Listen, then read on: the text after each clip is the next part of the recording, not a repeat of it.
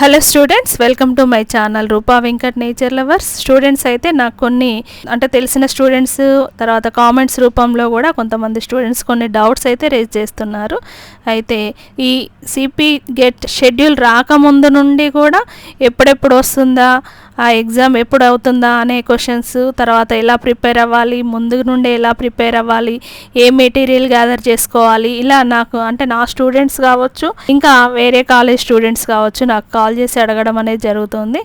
అయితే ఇప్పుడు నోటిఫికేషన్ అయితే వచ్చింది. దీనికి సంబంధించిన ఎగ్జామినేషన్ షెడ్యూల్ మనకి సెప్టెంబర్ 18 నుండి 27 సెప్టెంబర్ వరకు అయితే ఉన్నాయి కదా ఎగ్జామ్స్.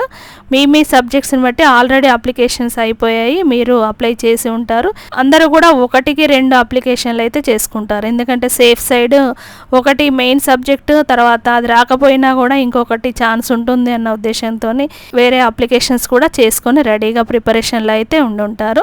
అయితే ఇప్పటికీ కొంతమందికి కొన్ని డౌట్స్ అనేవి ఉన్నాయి. వాటిని ఇంకా కూడా కామెంట్స్ రూపంలో నాకు తెలియజేయడం జరుగుతుంది. ఇంకా దాన్ని క్లారిఫై చేయడానికి ఈ వీడియో చేస్తున్నాను. వాళ్ళు అడిగిన డౌట్స్లో కొన్ని డౌట్స్ని నేను టిక్ సెలెక్ట్ చేసుకొని వాటికి ఆన్సర్స్ ఇవ్వడం జరుగుతుంది.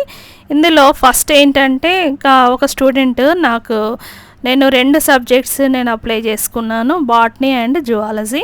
అయితే మా ఫ్రెండ్స్ ఏమో బాటనీ ఈజీ అంటున్నారు, నేను ఈ బాటనీ చదవాలా జువాలజీ చదవాలా అని అడగడం జరిగింది. అయితే ఇక్కడ మీ ఫ్రెండ్స్ ఇంట్రెస్ట్ని బట్టి, మీ ఇంట్రెస్ట్ని బట్టి ఆలోచించుకోవాలి.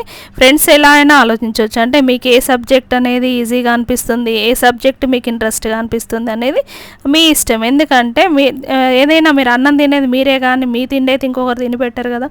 అలా అయితే ఎప్పుడు కూడా do what is right, not what is easy అని కాదు. ఏ సబ్జెక్ట్ అయినా దానిలో ఉన్న కష్టం, దానిలో ఉన్న అంతా చదవడం ఒకేలాగా ఉంటుంది. కానీ ఇది ఈజీ, అది హార్డ్ అని ఏం చెప్పలేము. మనకు ఏది ఇంట్రెస్టో దాన్ని సాధించడానికి ప్రయత్నం చేయాలి. అంతేగాని పక్క వాళ్ళ మాటలు వినేసి తర్వాత లైఫ్లో ప్రతిదానికి అయ్యో వాళ్ళు చెప్పారు వీళ్ళు చెప్పారు అందుకే చేశాను కాదు. ఇక్కడ మీ ఇంట్రెస్ట్ని బట్టి మీకు ఏ సబ్జెక్ట్ ఇంట్రెస్ట్గా ఉంది, ఫర్దర్ ఫ్యూచర్లో మీరు దాన్ని బేస్ చేసుకొని ఏం జాబ్ చేయాలనుకుంటున్నారు, ఒక ఎయిమ్ అయితే మీకు ఉండాలి. ఆ ఎయిమ్ లేకపోతే మాత్రం మీరు ఏం సాధించలేరు. కాబట్టి మీరు ఏమనుకుంటున్నారు, మీరు ఏం చేయాలనుకుంటున్నారు, దాన్ని బేస్ చేసుకొని మీ పీజీ అనేది చేయండి. వాళ్ళ ఫ్రెండ్స్ గురించి వదిలేయండి. మీరు మీ యొక్క అభిప్రాయం, మీ యొక్క ఇంట్రెస్ట్, ఇక్కడ అది మాత్రమే ముఖ్యం. ఏదైనా మీరే బేర్ చేయాలి. ఫ్యూచర్లో ఏం జరిగినా కూడా మీరే బేర్ చేయాలి. మీరు సెలెక్ట్ చేసుకున్న దానికి అయ్యో మనమే అనుకున్నాం కాబట్టి, మనమే చేసుకున్నాం కాబట్టి దాన్ని సాల్వ్ చేసుకోవడంలో కూడా ముందుకు వెళ్ళడం అనేది జరుగుతుంది. అట్లా కాకుండా ఒకరి మీద నెట్టేసే ప్రయత్నం అయితే ఎప్పుడూ జరగొద్దు.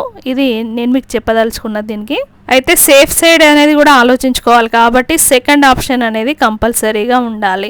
ఎందుకంటే మీరు అనుకున్న సబ్జెక్టు, ఏదైతే కాన్సన్ట్రేషన్ చేసిన సబ్జెక్టు మిస్ అవుతుందో అది ఒకవేళ ఏదైనా జరగవచ్చు. కాంపిటీషన్ ఎక్కువగా ఉండొచ్చు, లేదా సీట్లు తక్కువగా ఉండొచ్చు, ఇంకేదైనా జరగవచ్చు. కాబట్టి ఆ సబ్జెక్టులో కనుక సీట్ రాకపోతే మళ్ళీ జీరో అంటే ఇయర్ వేస్ట్ కాకూడదు. కాబట్టి ఆల్టర్నేట్గా ఇంకొక సబ్జెక్టు, అది కూడా మీకు ఇష్టమైన రెండో సబ్జెక్టుని సెకండ్ ఆప్షన్గా చూస్ చేసుకోండి. దాని మీద కూడా కాన్సన్ట్రేషన్ అనేది చేయాలి. అంటే ఫస్ట్ దాని మీద ఎక్కువ కాన్సన్ట్రేషన్ చేసి దీని మీద కొంత పెరిఫెరల్గా అయితే చూసుకోండి. అయితే ఇది మీకు సేఫ్ సైడ్ పనికొస్తుంది అన్న విషయం. ప్రతిదీ కూడా లైఫ్లో సేఫ్ సైడ్ అనేది ఉండాల్సిందే. ఇప్పుడు చూడండి, మనం ఏదైనా జర్నీ చేస్తుంటాం, కార్లో వెళ్తుంటాం, కార్ టైర్ పంచర్ అయిందనుకోండి, స్టెప్నీ అనేది రెడీగా ఉంటుంది, అంటే మన జర్నీ అనేది ఆగదు. అదేవిధంగా మన లైఫ్లో మనం సాధించాలనుకున్నది ఏదైనా కూడా మళ్ళీ ఆగకుండా వెళ్ళాలి, దూసుకెళ్ళాలంటే మనకు మన సేఫ్టీ అనేది ముఖ్యం. కాబట్టి ప్రతి విషయంలో కూడా ఒక సెకండ్ ఆప్షన్ అనేది ఉండాలి. జాబ్ విషయంలో కావచ్చు, ఇంకేదైనా విషయంలో కావచ్చు, మనకు ఆల్టర్నేట్ అనేది ఉండాలి. ఇంకొక సెకండ్ డౌట్ ఏంటంటే, క్యాంపస్లో సీట్ తెచ్చుకోవాలంటే ఎన్ని మార్క్స్ రావాలి అనేది నాకు కొంతమంది స్టూడెంట్స్ అడగడం జరుగుతుంది. క్యాంపస్లో సీట్ రావాలంటే చూడండి, క్యాంపస్లో రీజియన్లో ఉన్నటువంటి affiliated colleges, aided colleges, private colleges చాలా ఉంటాయి.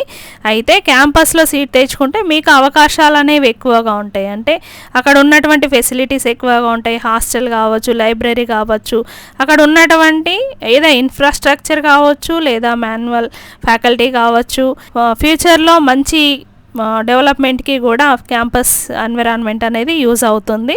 కాబట్టి క్యాంపస్ సెలెక్షన్స్ కూడా ఉంటాయి. కాబట్టి మీరు దాదాపుగా 80 to 90% మార్క్స్ స్కోర్ చేస్తేనే మీరు క్యాంపస్లో సీట్ తెచ్చుకోగలుగుతారు. కాబట్టి మీ టార్గెట్ అనేది కేవలం పాస్ అవ్వడం కాకుండా దాన్ని క్యాంపస్లో సీట్ తెచ్చుకోవడానికి చూడండి. కాబట్టి మీరు గోల్ అనేది కొంచెం ఎక్కువగా పెట్టుకుంటేనే అది తక్కువకైనా రీచ్ అవుతారు. కానీ మామూలుగా సీట్ రావాలని చదివితే మాత్రం అది సీట్ సంపాదించలేరు. ఇంకొక క్వశ్చన్ స్టూడెంట్స్ నుండి ఏంటంటే ఏ బుక్స్ ప్రిపేర్ అవ్వాలి, ఏ బుక్స్ ప్రిపేర్ అయితే, ఏ మెటీరియల్ ప్రిపేర్ అయితే ఎక్కువ మార్క్స్ స్కోర్ చేయవచ్చు అనేది. దీనికి నేను ఒకటే సమాధానం చెప్తానండి. మీకు మెయిన్గా ఏంటంటే ఇప్పుడున్న బుక్స్ అన్నీ కూడా వచ్చేవి అన్నీ మెటీరియల్ వైజే వస్తున్నాయి. అంటే ఎగ్జామ్ పాయింట్ ఆఫ్ వ్యూలోనే ఉంటున్నాయి. మీకు బెస్ట్ బుక్, బెస్ట్ మెటీరియల్ ఏంటంటే టోటల్గా మీకు ఎక్కడి నుండి వస్తాయో తెలియదు కాంపిటేటివ్ ఎగ్జామ్స్లో. కాబట్టి అకాడమీ బుక్స్ అనేది బెస్ట్. అకాడమీలో total A to Z syllabus అయితే మీకు ఉంటుంది. అది అకాడమీలో ఎక్కడ అవైలబుల్ ఉన్నాయో అక్కడికి వెళ్ళి మీరు వాటిని తెచ్చుకోవాల్సిందే. ఇది ఎక్కువగా మీకు అవైలబుల్ ఉండేది మీ కాలేజెస్లో, లైబ్రరీస్లలో కానీ, క్యాంపస్ లైబ్రరీకి వెళ్ళి చదువుకోవడం కానీ, ఇంకా ఎక్కడైనా లైబ్రరీ ఫెసిలిటీస్ ఉన్నట్లయితే అక్కడ వెళ్ళి చదువుకోవడం, బుక్స్ తీసుకోవడం అనేది చేయాలి. అలా మీరు అవి కలెక్ట్ చేయగలిగితే బాగుంటుంది. డిగ్రీ సిలబస్కి సంబంధించిన first year, second year, third year academy books సిలబస్ని బేస్ చేసుకొని మీరు చదవడం బెటరు. మరి ఒకవేళ అకాడమీలో అవైలబుల్ లేవు, మరి ఇప్పుడు చాలా తక్కువ టైం ఉంది, షార్ట్ పీరియడ్లో ఎలా చదవాలి? ఇంకా మీకు ఉండనే ఉన్నాయి కదండి అన్నీ కూడా మెటీరియల్. బయట పీజీ ఎంట్రన్స్ కోసం, CPGET కోసం అంటే మీకు ఎంట్రన్స్ బుక్లు చాలా దొరుకుతాయి. దానిలో విజేత కాంపిటీషన్స్ అనేది అది ఎవర్ గ్రీన్ ఎప్పటికీ కూడా.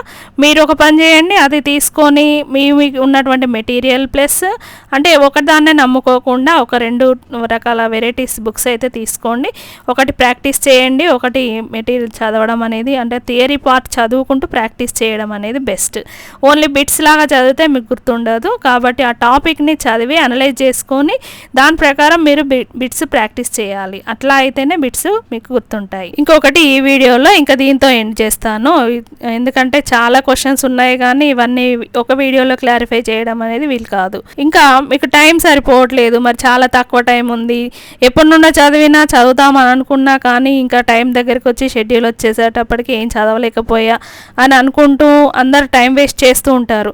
ఇప్పటికైనా కూడా మీరు ఏం చేయండి, మీరు చేసే ప్రయత్నం చేయండి, తర్వాత మీకు కృషికి తగ్గ ఫలితం అనేది ఉంటుంది. కాబట్టి మార్నింగ్ ఎర్లీగా లేవడం అనేది మంచి హాబీ. మార్నింగ్ 5 o'clock అట్లా లేవండి, మీకు చాలా టైం ఉన్నట్టు అనిపిస్తుంది, ఆ టైం కూడా సరిపోతుంది. ముందు లేవగానే మీరు ఏం చేయాలంటే మీ పనులన్నీ కంప్లీట్ చేసుకొని ముందు సిలబస్ ఒక పేపర్ జిరాక్స్ తీసి పెట్టుకోండి. ఆ పేపర్ని ముందేసుకొని కూర్చొని మీరు ఏ సిలబస్ చదవాలో అది మాత్రమే చదవండి. ఇంకా మీకు అన్ని బుక్స్ ముందేసుకుంటే అంటే సిలబస్లో లేనివి కూడా చదవాల్సిన అవసరం లేదు. కాబట్టి యాజ్ పర్ సిలబసే మీకు క్వశ్చన్ పేపర్ అనేది ఉంటుంది. ఆ సిలబస్ పేపర్ని మీరు ఒక ప్రింట్అవుట్ అయితే తీసి దగ్గర పెట్టుకోండి. దాన్ని ఫాలో అవుతూ మీకున్నటువంటి టాపిక్స్ని యూజీ లెవెల్లో అన్నీ కూడా, అంటే ఇంటర్మీడియట్ లెవెల్లో బేసిక్స్ అనేవి ఉంటాయి, ఇంటర్మీడియట్ అవన్నీ చదువుకొని వచ్చిన టాపిక్సే ఇవన్నీ కూడా మీకు కొత్తగా చదివేటి కాదు. కాబట్టి అన్నీ మేము చదివినయే అనుకోని ధైర్యంతో అవన్నీ రివిజన్ చేస్తున్నాం అనుకొని చదవండి. ఎంత టైం యూటిలైజ్ చేసుకుంటే అంత మంచి ర్యాంక్ అనేది వస్తుంది. ముందు ఫోన్ని పక్కన పెట్టేసి ఫ్రెండ్స్తో పిచ్చాపాటి మాట్లాడడం అనేది మానేయండి. ఫోన్ అనేది టైం కిల్లింగ్ ఆయుధం అనేది తెలుసు కాబట్టి మీకు దానికి దూరంగా ఉండండి. ఫ్రెండ్స్తో అరే నువ్వేం చదివారా, నేనేం చదివారా అనేసరికి టైం గడిచిపోతుంది. కాబట్టి కొంతమంది ఫ్రెండ్స్ ఎలా ఉంటారంటే వాడు చదివినా కూడా పక్కోడికి చెప్పాడు, నేను చదువుతున్నాను కూడా చెప్పాడు. మీరేమనుకుంటారంటే అయ్యో వాడేం చదవట్లేదు, నేను కూడా ఏం చదవట్లేదు, వాడు చదవట్లేదు అనేసరికి రిలీఫ్గా ఫీల్ అవుతుంటారు కొంతమంది. అంటే ఇలాంటి కాంపిటీషన్స్ అనేవి ఉంటాయి కాంపిటేటివ్ ఎగ్జామ్స్లలో. కొంతమంది ఫ్రెండ్స్ చెడగొట్టే ఫ్రెండ్స్ కూడా ఉంటారు. కాబట్టి చాలా జాగ్రత్తగా ఉండండి. మీరు మీ లైఫ్ మీ చేతిలో ఉంది అనే విషయాన్ని మర్చిపోకండి. ఎప్పుడు కూడా కష్టే ఫలి, ఇది గుర్తుపెట్టుకోండి. Okay students, all the best అందరికీ. ఇప్పటివరకు నా ఛానల్ ఎవరైనా సబ్స్క్రైబ్ చేసుకొని వాళ్ళు ఉన్నట్లయితే సబ్స్క్రైబ్ చేసుకొని బెల్ ఐకాన్ని క్లిక్ చేసి ఆల్ అనే ఆప్షన్ని క్లిక్ చేయడం ద్వారా నా తదుపరి నోటిఫికేషన్స్ పొందండి. ఇంకా దీని మీద క్లారిటీ కోసం ఇంకా మరొక వీడియో కూడా చేస్తాను.